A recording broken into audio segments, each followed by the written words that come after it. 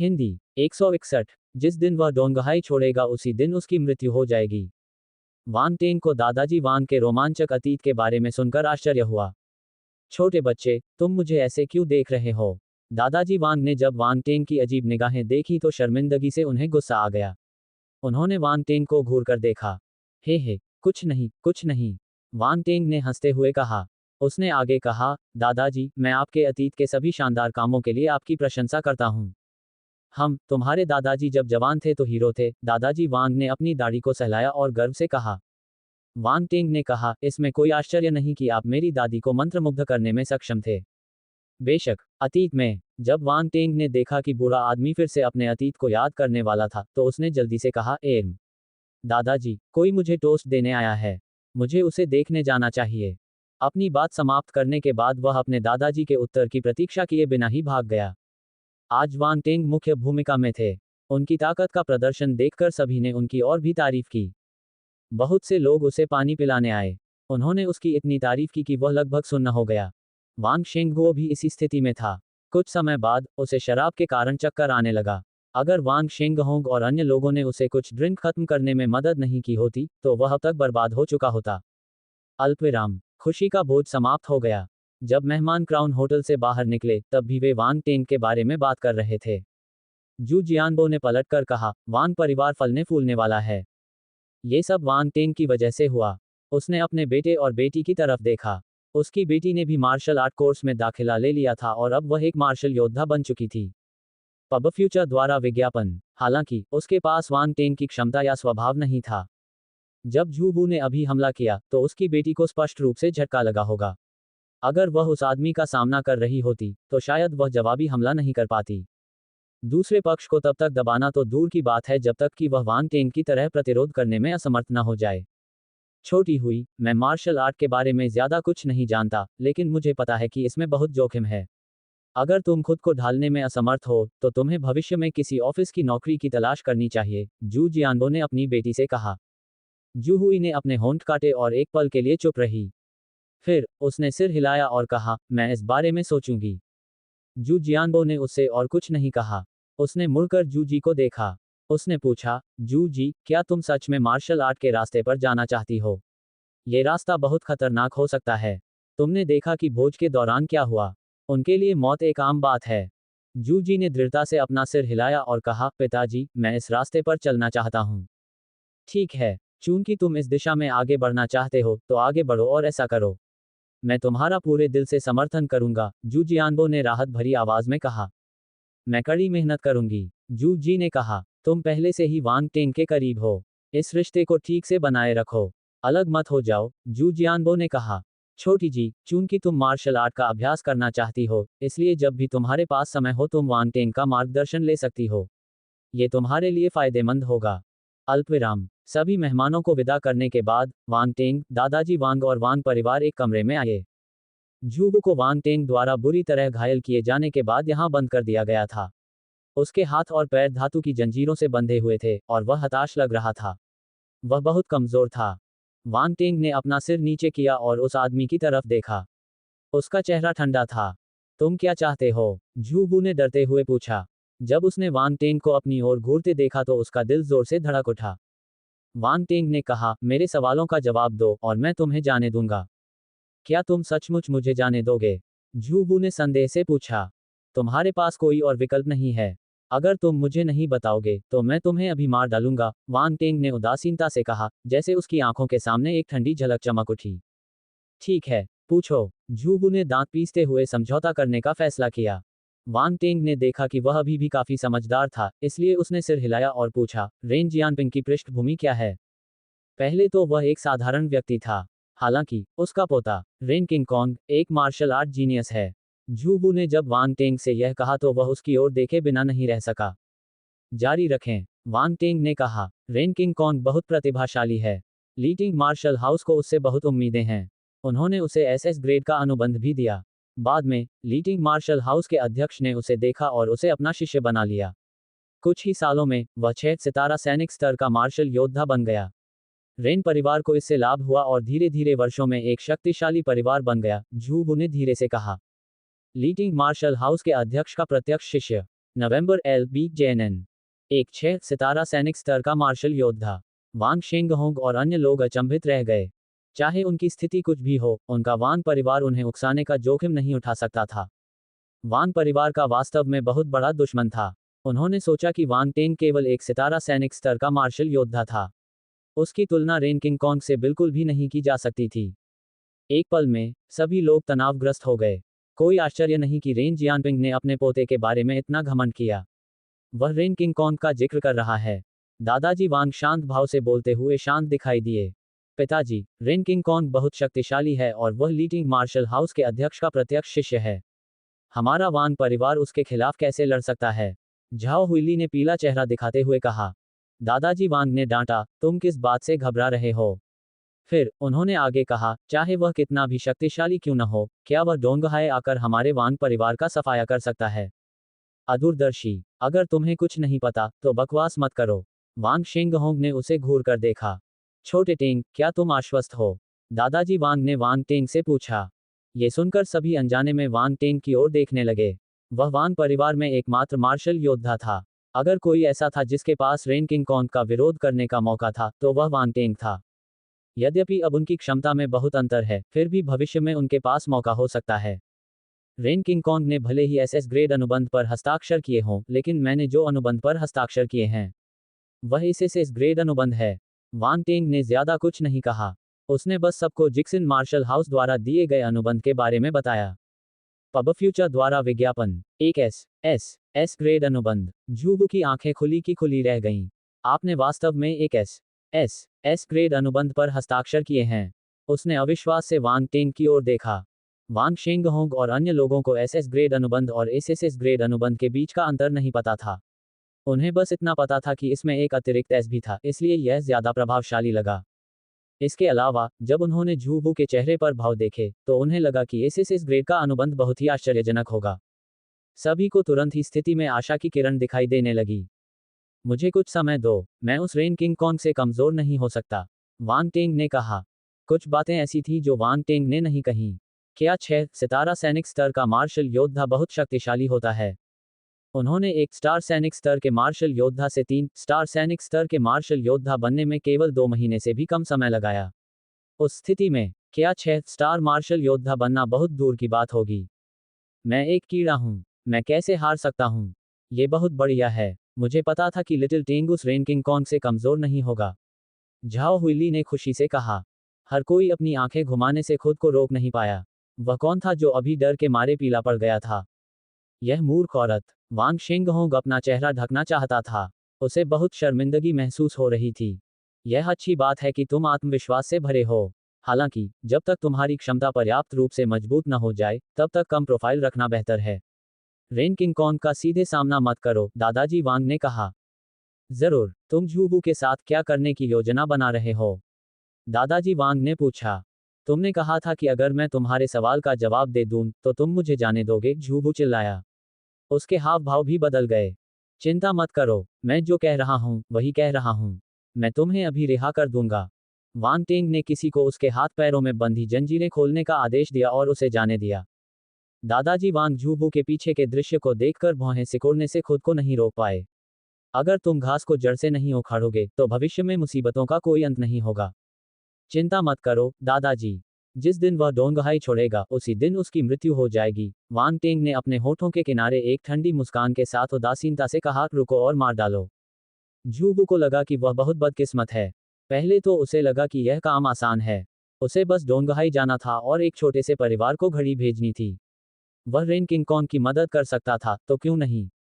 यद्यपि रेन किंग कॉन्ग ने उसकी मदद नहीं की, भले ही उसने उस पर एक एहसान किया था, फिर भी एक अच्छी छाप छोड़ना पर्याप्त था। यह मंदिर में प्रार्थना करने जाने जैसा था। देवता शायद आपको याद न रखें, लेकिन अगर आप मंदिर जाने के लिए बिल्कुल भी तैयार नहीं हैं, तो देवता कभी आपकी परवाह नहीं करेंगे। पहली नज़र में यह एक कठिन और निरर्थक कार्य लग सकता है, लेकिन महत्वपूर्ण क्षण में इसके अप्रत्याशित परिणाम भी हो सकते हैं। रेन किंग कॉन्ग लीटिंग मार्शल हाउस के अध्यक्ष के प्रत्यक्ष शिष्य थे, जो एक प्रमुख व्यक्ति थे। वे सामान्य चरण के शिखर पर थे और पूरे देश में सबसे प्रभावशाली व्यक्तियों में से एक थे। उन्हें बस थोड़ा सा लाभ देने की आवश्यकता थी और उनके प्रत्यक्ष शिष्य के रूप में रेन किंग कॉन्ग को जीवन भर लाभ होगा। इसी तरह अगर वह रेन किंग कॉन्ग की उंगलियों की दरारों से कुछ लाभ प्राप्त कर सकता है, तो यह उसके जैसे सामान्य मार्शल योद्धा के लिए पर्याप्त होगा, जिसके पास कोई पृष्ठभूमि नहीं थी। मार्शल योद्धा ज्यादातर ब्याज का पीछा करते थे। जूबू को वांग परिवार से कोई शिकायत नहीं थी, फिर भी वह ब्याज के कारण रेन किंग कॉन्ग का मोहरा बनने और उसके लिए काम पूरा करने को तैयार था। दुर्भाग्य से उसे उम्मीद नहीं थी कि वांग टेंग इतना शक्तिशाली होगा। उसने बहुत ज्यादा ताकत भी नहीं लगाई, लेकिन उसने पहले ही उसे दबा दिया था। वह बिल्कुल भी जवाबी हमला नहीं कर सकता था। वह बच्चा थोड़ा अजीब है। क्या उन्होंने नहीं कहा कि वह अभी अभी मार्शल योद्धा बना है? अभी तो सिर्फ एक गर्मी की छुट्टी हुई थी। वह इतना मजबूत कैसे हो सकता है? एक सामान्य प्रतिभाशाली व्यक्ति भी इतनी तेजी से नहीं सुधर सकता। जूबू निराश हो गया। फिर उसने अपने दांत पीसते हुए कहा, अगर उसमें कुछ क्षमता भी है, तो वह क्या कर सकता है? क्या उसकी तुलना रेन किंग कॉन्ग से की जा सकती है? वह भी काफी बेवकूफ है। मैंने उसके सवालों के जवाब दिए और उसने मुझे वाकई जाने दिया। क्या उसे नहीं पता कि बाघ को वापस जंगल में छोड़ने का क्या मतलब है? उसके चेहरे पर तिरस्कार का भाव दिखाई दिया। उसने गुस्से से अपने आप से सोचा, जब मैं राजधानी जिया वापस जाऊंगा, तो सब कुछ इस बात पर निर्भर करेगा कि मैं क्या कहता हूँ। मैं रेन किंग कॉन्ग को बता सकता हूँ कि यह आदमी काफी शक्तिशाली है और मैं गंभीर चोटों के बाद भागने में कामयाब रहा। फिर मैं बड़ा चढ़ाकर बताऊंगा कि उसने रेन किंग कॉन्ग को कैसे अपमानित किया। रेन किंग कॉन्ग निश्चित रूप से डोंगहाई में अधिक शक्तिशाली मार्शल योद्धाओं को भेजेगा। मुझे विश्वास नहीं है कि वांग परिवार इस सब के बाद भी जीवित रह सकता है। नोव एल बी JNN। जूबू बिना रुके हवाई अड्डे की ओर भागा। उसे डोंगहाई में रहना सुरक्षित नहीं लग रहा था। उसे जल्द से जल्द राजधानी जिया वापस जाना चाहिए। 1 घंटे बाद वह विमान में चढ़ गया। पब फ्यूचर द्वारा विज्ञापन। विमान ने धीरे धीरे उड़ान भरी और राजधानी जिया की ओर बढ़ गया।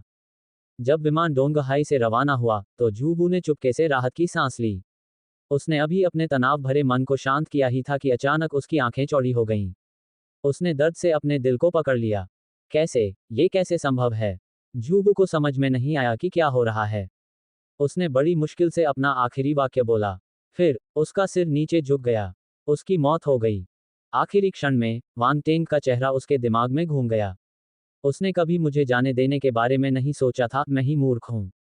क्या मजाक। अल्पविराम। भोज समाप्त होने के कुछ समय बाद ही वांग परिवार वांग टेंग के परिवार के पीछे पीछे डियर गार्डन स्थित उनके नए घर में चला गया।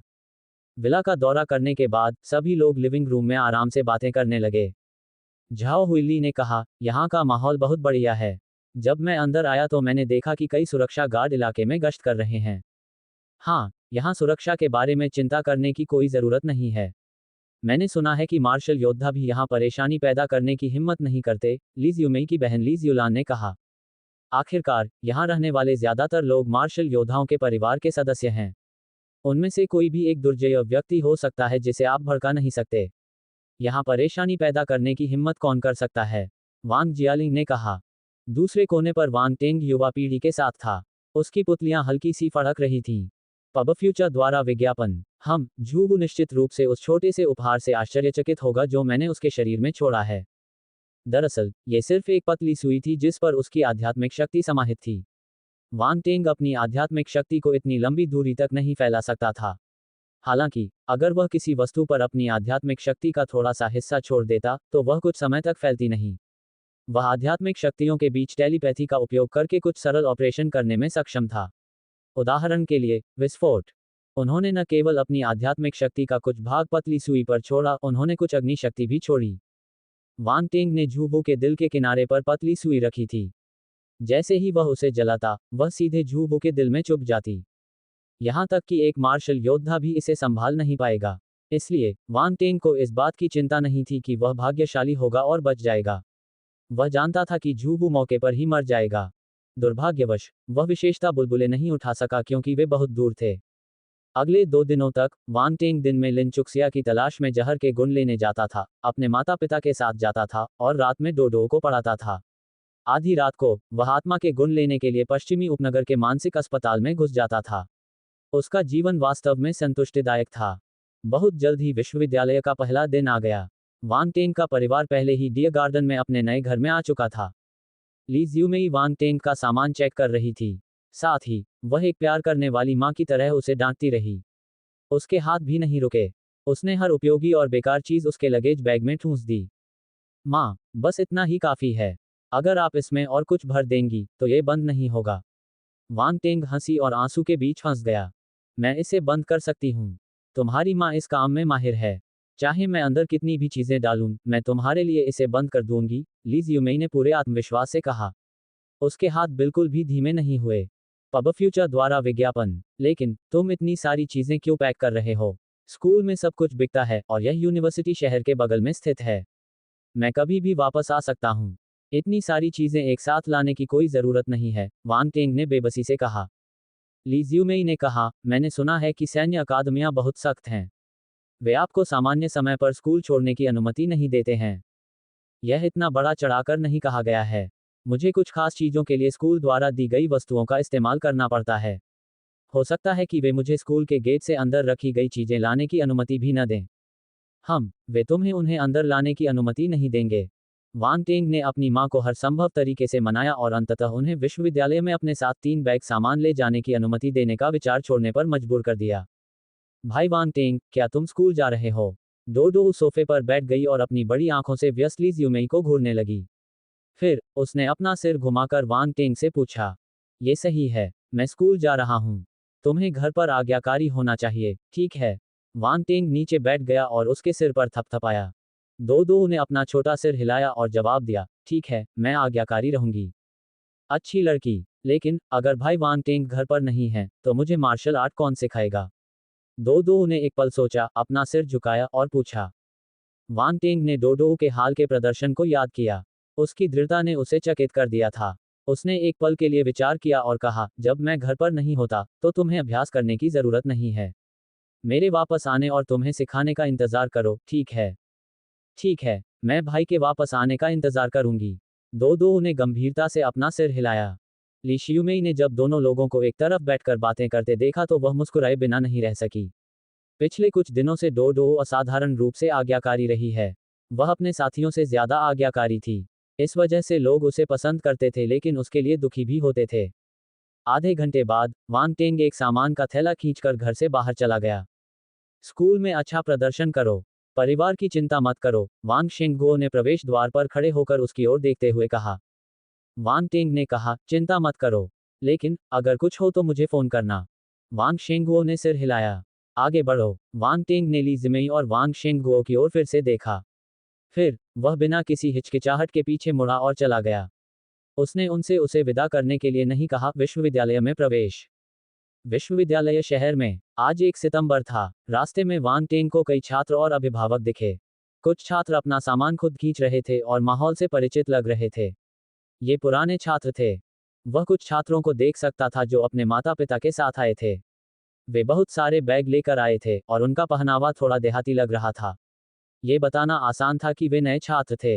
हुआंगहाई सैन्य अकादमी। विश्वविद्यालय के प्रवेश द्वार के बाहर बड़ी संख्या में छात्र और अभिभावक एकत्रित हुए थे। हालांकि नियमित विश्वविद्यालयों की तुलना में यहाँ बहुत अधिक लोग नहीं थे, इसलिए यह बहुत भीड़भाड़ वाली जगह नहीं थी। उनके पिछले जीवन में सैन्य अकादमियां नियमित विश्वविद्यालयों की तुलना में पहले स्कूल शुरू करती थीं। ज्यादातर सैन्य अकादमियां अगस्त के मध्य में स्कूल शुरू करती थीं। कुछ तो और भी ज्यादा पागलपन भरी थीं और अगस्त की शुरुआत में ही कक्षाएं शुरू कर देती थीं। सैन्य अकादमियों ने स्कूल जल्दी शुरू कर दिए क्योंकि वे सभी नए छात्रों को सबक देना चाहते थे। वे उन्हें बताना चाहते थे कि सैन्य अकादमी के छात्र दूसरों से अलग होते हैं। इस जीवन काल में मार्शल आर्ट परीक्षा के कारण विश्वविद्यालय प्रवेश परीक्षा जुलाई तक बढ़ा दी गई। इस प्रकार सभी विश्वविद्यालय 1 सितंबर को शुरू हुए। वांग टेंग को थोड़ा भावुक महसूस हुआ। अपने पिछले जीवन में उसने किसी अज्ञात विश्वविद्यालय में प्रवेश लिया था। यह आज से बिल्कुल अलग दृश्य था। उसकी भावनाएं भी अलग थीं। नए छात्रों के रिपोर्टिंग सेक्शन में कुछ लंबी टेबलें जोड़ी गई थीं। टेबलों के ऊपर छलावरण शैली के सनशेड रखे गए थे। कई वरिष्ठ भाई बहन सैन्य पोशाक पहने हुए थे और नए छात्रों का स्वागत कर रहे थे। जब उन्होंने वांग टेंग को आगे आते देखा तो सैन्य पोशाक पहने एक लंबा और सीधा युवक मुस्कुराया और अपना मुंह खोला। आप एक नए छात्र हैं, है ना? क्या आप अकेले आए हैं? हाँ, वांग टेंग ने उत्तर दिया। किसी को अकेले रिपोर्टिंग के लिए आते देखना दुर्लभ है। युवक आश्चर्यचकित था। फिर उसने कहा, कृपया मुझे अपना स्वीकृति पत्र दें। वांग टेंग ने कुछ नहीं कहा। उसने अपना स्वीकृति पत्र दूसरे पक्ष को दे दिया। वांग टेंग, जब उसने स्वीकृति पत्र पर नाम देखा तो युवक चिल्लाए बिना नहीं रह सका। क्या वांग टेंग? क्या वह वही वांग टेंग है? बगल में खड़े अन्य वरिष्ठ भाई बहनों ने उत्सुकता से वांग टेंग को देखा और उसका आंकलन किया। युवक ने पूछा, क्या आप इस वर्ष डोंगहाई में मार्शल आर्ट परीक्षा के शीर्ष विद्वान हैं? वह मैं हूं। वांग टेंग ने असहाय भाव से सिर हिलाया। उसके सिर में हल्का दर्द हो रहा था। जैसा कि अपेक्षित था, उसके आसपास खड़े छात्रों और अभिभावकों ने उस युवक को मार्शल आर्ट परीक्षा का शीर्ष विद्वान कहते हुए सुना तो वे उसकी ओर देखने लगे। मार्शल आर्ट परीक्षा का शीर्ष विद्वान, कितना प्रभावशाली! क्या ये वही वांग टेंग है? मैंने आखिरकार असली व्यक्ति को देख लिया। मैं पूरी गर्मी की छुट्टियों में उसके बारे में सुनता रहा हूँ। मैं उससे तंग आ गया हूँ। मेरी माँ मुझे उपदेश देने के लिए उसका इस्तेमाल करती रहती है। दूसरे प्रांतों से आए कुछ नए छात्र नहीं जानते थे कि वांग टेंग कौन है, लेकिन वे जानते थे कि मार्शल आर्ट परीक्षा का शीर्ष विद्वान कितना प्रभावशाली था। उन्हें बस यही लगता था कि वह बहुत शक्तिशाली था। कुछ लोग डोंगहाई के नागरिक थे, इसलिए उन्होंने वांग टेंग का नाम कई बार सुना था। चूंकि यह पहली बार था जब उन्होंने असली व्यक्ति को देखा था, इसलिए उन्हें यह दिलचस्प लगा। ठीक है, अब जूनियर भाई वांग टेंग के इर्द गिर्द मत इकट्ठा होना। उन्हें शर्म आ रही है। युवक ने दूसरे लोगों की तरफ हाथ हिलाया और स्वीकृति पत्र वापस वांग टेंग को थमा दिया। वह माफी मांगते हुए मुस्कुराया। जूनियर भाई, थोड़ी देर रुको। जब कुछ और नए लोग आ जाएंगे तो मैं तुम्हें साथ में भेज दूंगा। मार्शल आर्ट के परीक्षार्थी और सामान्य विश्वविद्यालय प्रवेश परीक्षा के परीक्षार्थी अलग अलग थे। मार्शल आर्ट के परीक्षार्थियों की संख्या स्पष्ट रूप से कम थी। 2 और नए छात्रों के आने से पहले उन्हें काफी देर तक इंतजार करना पड़ा। मैं ये जगह तुम सबके लिए छोड़ रहा हूँ। मैं पहले उन्हें उनके छात्रावास में भेजूंगा। आगे बढ़ो। युवक ने मेज पर बैठे अन्य वरिष्ठ छात्रों को इसकी सूचना दी तथा वांग टेंग और अन्य नए छात्रों को स्कूल के अंदर ले आया, जबकि उसके मित्र उसका अभिवादन कर रहे थे। वांग टेंग के अलावा अन्य 2 नए विद्यार्थियों के साथ उनके माता पिता भी थे। उनमें से एक दुबला पतला युवक था। उसके साथ केवल उसका पिता था। दूसरी महिला थी। वह लगभग 1.7 मीटर लंबी थी और वीरतापूर्ण आभा बिखेरती थी। उसके माता पिता दोनों यहाँ थे। चाचा, आपको तो सिपाही बनना चाहिए, है ना? आगे चल रहे बड़े भाई ने अचानक अपना सिर घुमाया और दुबले पतले युवक के पिता से पूछा। तुम बता सकते हो? आदमी ने इनकार नहीं किया। वह मुस्कुराया और सिर हिलाया। वरिष्ठ भाई ने मुस्कुराते हुए उत्तर दिया, आपका आभामंडल सचमुच स्पष्ट है।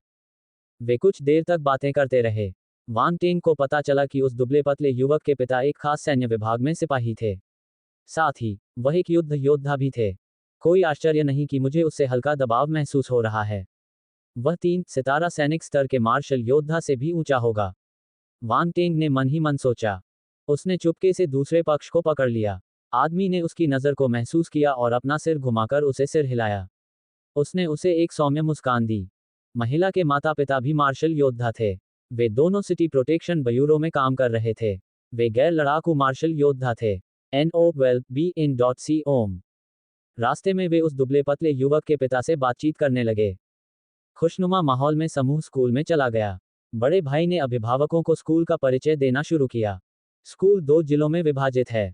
जिस सड़क पर हम चल रहे हैं वह मुख्य सड़क है। दाईं ओर हमारे पास मार्शल आर्ट कोर्स जिला है और बाईं ओर हमारे पास सामान्य विशेषज्ञता जिला है। वांग टेंग ने दोनों तरफ देखा। ये स्पष्ट था कि सामान्य विशेषज्ञता वाले जिले में ज्यादा लोग थे। दूर से वह कई आकृतियां देख सकता था। दूसरी ओर मार्शल आर्ट कोर्स सेक्शन में ज्यादा लोग नहीं थे। वहां काफी शांति थी। Ads by pub future. चलो इस तरफ चलते हैं। वरिष्ठ भाई ने समूह का नेतृत्व किया और दाईं ओर मुड़ गए। वे एक छोटे से रास्ते से आगे बढ़े। कुछ मिनट बाद वरिष्ठ भाई ने एक विशाल इमारत की ओर इशारा करते हुए कहा, यह इमारत विश्वविद्यालय की वास्तविक युद्ध इमारत है। यहाँ सभी प्रकार के वास्तविक युद्ध उपकरणों के रूप में कई अलग अलग हथियार उपलब्ध कराए गए हैं। एक बार जब आपके पास अपना छात्र कार्ड होगा तो आप एक निश्चित राशि का भुगतान करके प्रशिक्षण के लिए जा सकेंगे। यह इमारत लाइब्रेरी है। हालांकि हमारे मार्शल आर्ट कोर्स के लिए इस जगह को क्लासिक्स पवेलियन के नाम से जाना जाता है। मंडप में हजारों शास्त्र और युद्ध तकनीकें रखी गई हैं। बेशक आपको प्रवेश करने के लिए क्रेडिट की आवश्यकता होती है और यह बहुत महंगा है। हालांकि बाहर की तुलना में इसे सस्ता माना जाता है। शास्त्र, युद्ध तकनीकें। दोनों नए छात्रों की आंखें चमक उठीं। उन्होंने विश्वविद्यालय में मार्शल आर्ट पाठ्यक्रम में प्रवेश क्यों लिया? वे धर्मग्रंथ और युद्ध तकनीक जैसे संसाधन प्राप्त करना चाहते थे। अगर आप बाहर से कोई फोर्स स्किल स्क्रिप्ट या फोर्स बैटल तकनीक खरीदना चाहते थे तो ये बहुत मुश्किल था। वे बहुत महंगे थे। आम लोग उन्हें खरीद नहीं सकते थे। इसके अलावा यह उनके लिए उपयुक्त नहीं भी हो सकता है। लेकिन यूनिवर्सिटी में आप फोर्स स्किल शास्त्रों और युद्ध तकनीकों की पूरी लाइब्रेरी से चुन सकते थे। आपको बस क्रेडिट की जरूरत थी। इसमें कोई आश्चर्य नहीं कि लोग हमेशा कहते थे कि विश्वविद्यालय आपके जीवन में एक महत्वपूर्ण विकल्प है। वान टेन की आंखें भी चमक उठीं। उसने पूछा, वरिष्ठ भाई, हम श्रेय कैसे कमाते हैं? भविष्य में आपके प्रशिक्षक आपको इससे परिचित कराएंगे। मैं अपने अधिकार का अतिक्रमण नहीं करूंगा, वरिष्ठ भाई ने मुस्कुराते हुए कहा। वान टेंग ने फिर कुछ नहीं पूछा। वान टेंग, क्या आप पहले से ही एक मार्शल योद्धा हैं? सुंदर युवती ने पूछा। ये सही है। वान टेंग ने इसे छिपाया नहीं और सीधे तौर पर स्वीकार किया। मार्शल आर्ट परीक्षा के नतीजों से पहले ही पता चल गया था कि वह कितना आगे बढ़ चुका है। दूसरे लोगों को शायद पता ना हो, लेकिन जिन्हें पता होना चाहिए, उन्हें पता था। छिपाने का कोई मतलब नहीं था। इसके अलावा, अब वह 3 स्टार सैनिक स्तर का मार्शल योद्धा था।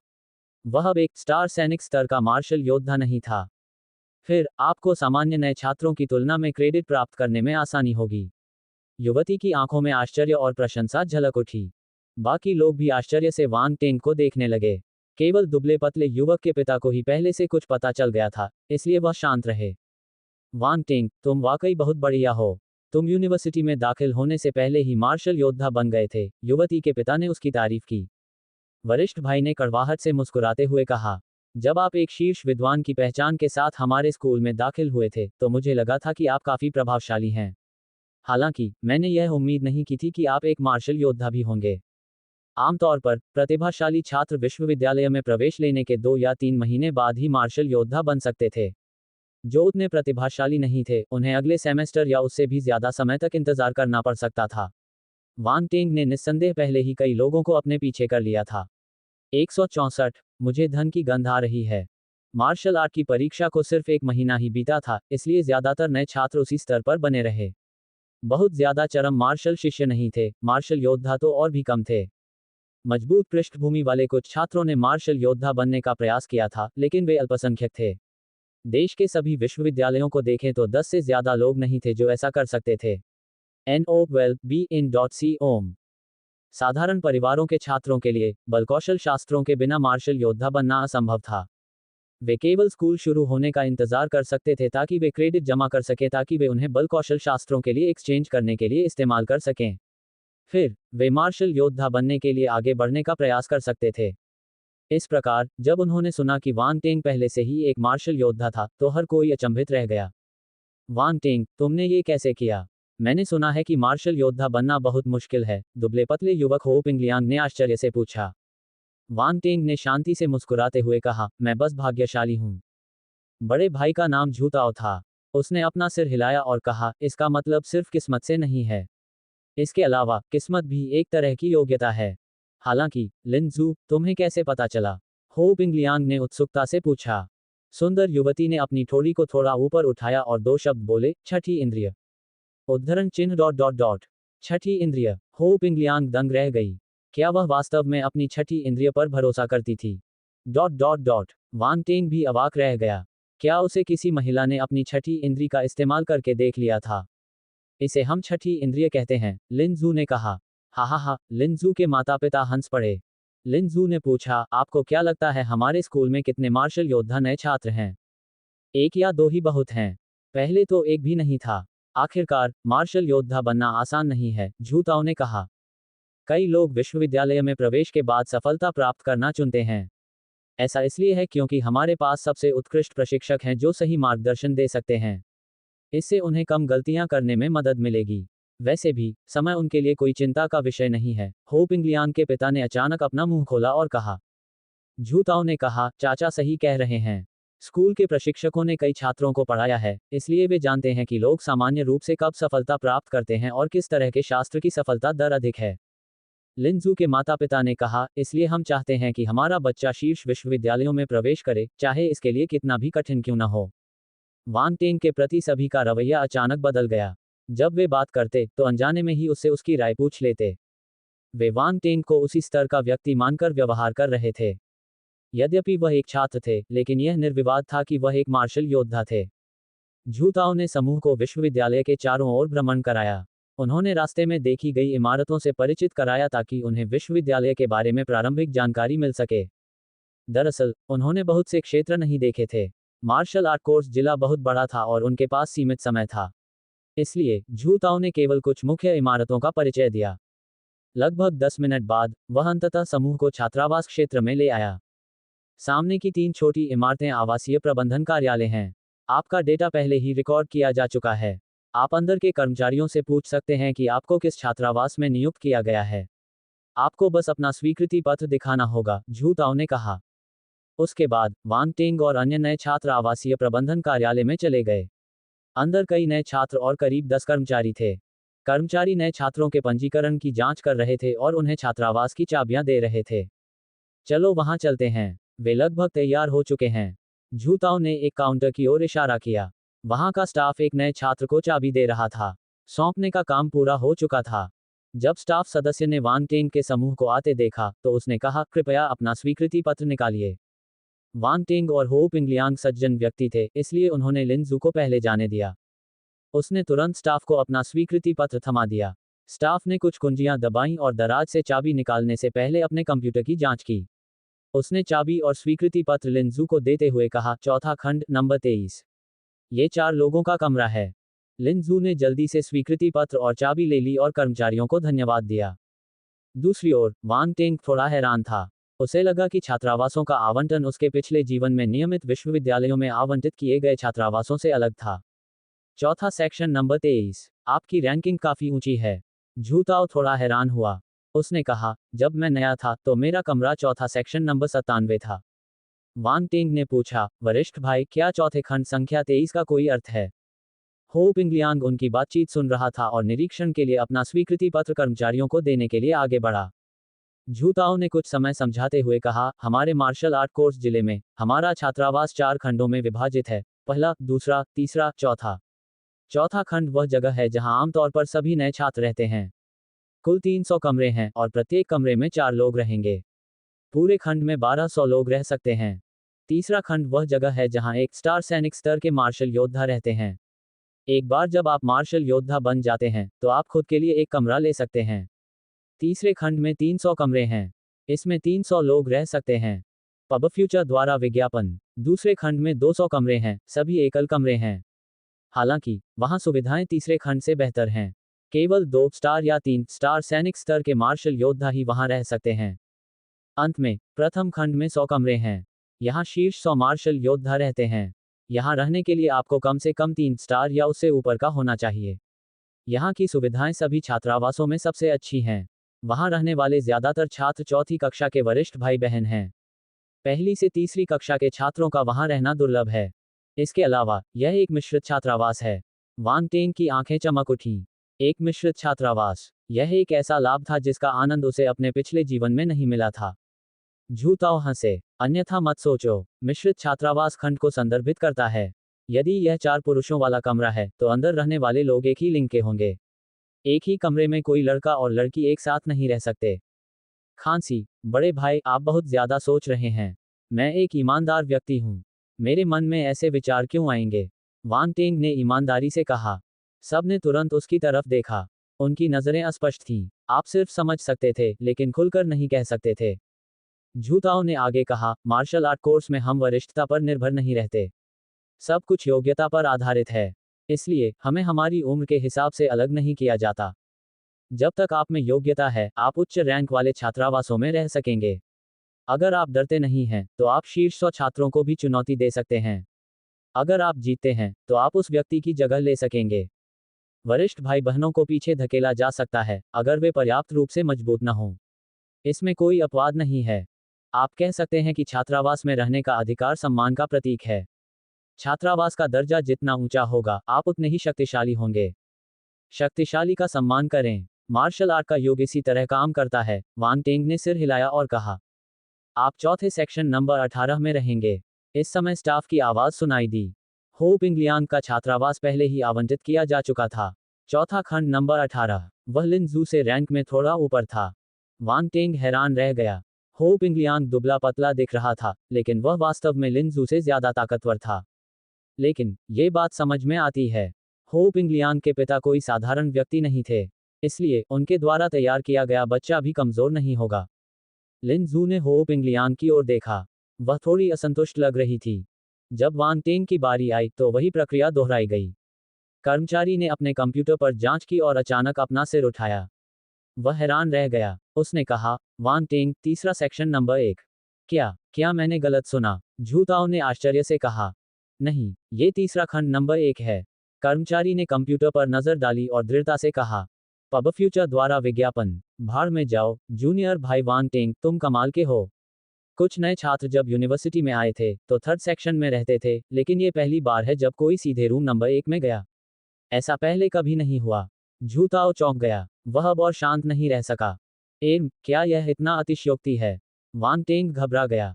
झूताओ ने गंभीरता से कहा, तुम समझ नहीं रहे हो। हर सेक्शन में नंबर 1 कमरे का एक खास मतलब होता है। यह उस सेक्शन के सबसे शक्तिशाली छात्र का प्रतिनिधित्व करता है। तुम एक नए छात्र हो और तुम्हें वह स्थान उसी क्षण मिल गया जब तुमने विश्वविद्यालय में प्रवेश किया था। तुम निश्चित रूप से दूसरों के लिए निशाना बन जाओगे।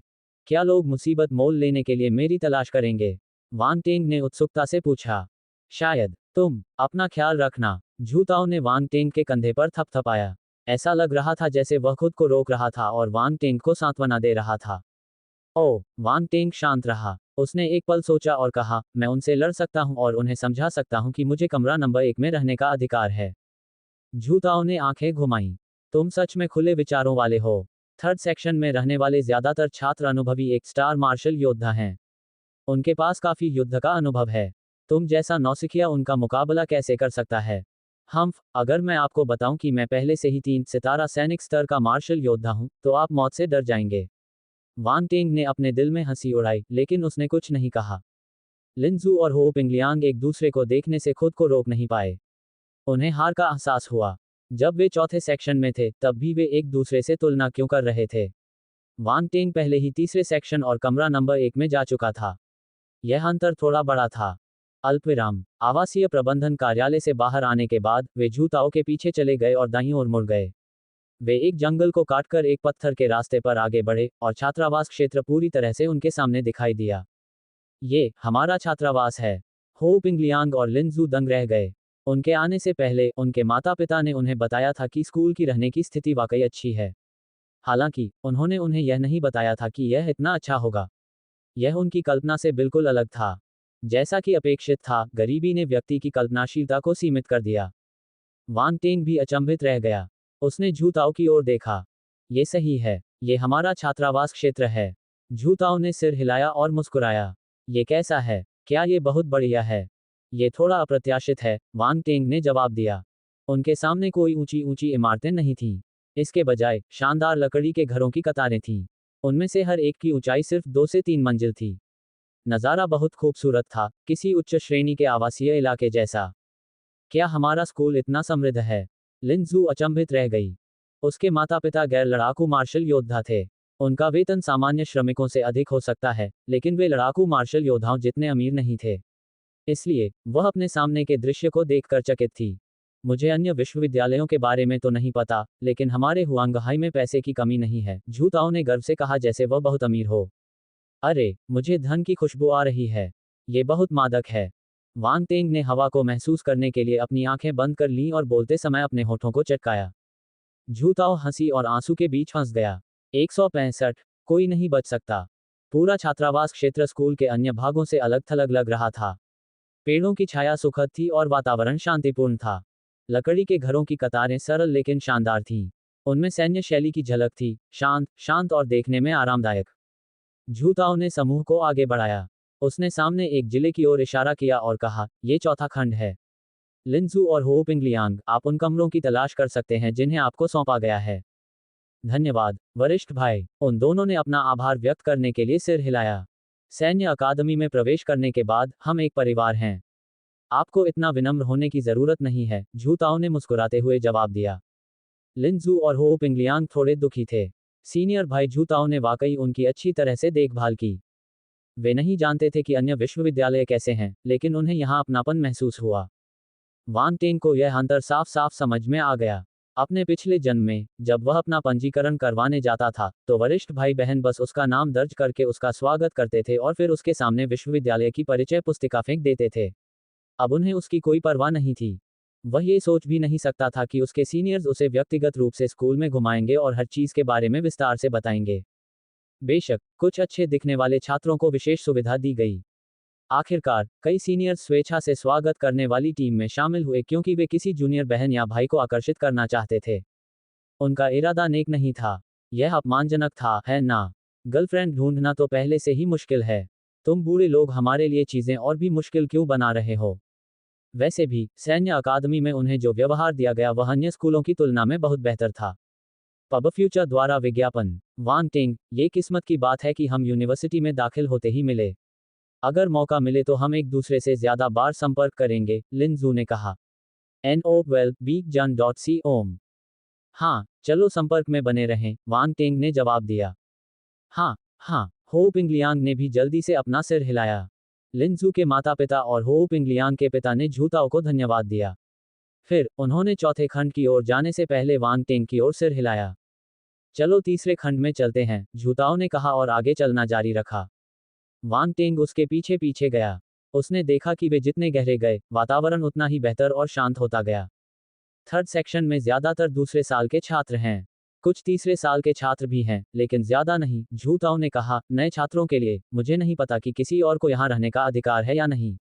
किसी नए छात्र को सीधे थर्ड सेक्शन में नियुक्त होते देखना दुर्लभ है। ठीक है, ये तीसरा खंड है। झूताओ ने जैसे ही बोलना समाप्त किया, तीसरे खंड के लकड़ी के घर से एक महिला बाहर निकली। जब उसने उन दोनों को देखा तो वह दंग रह गई।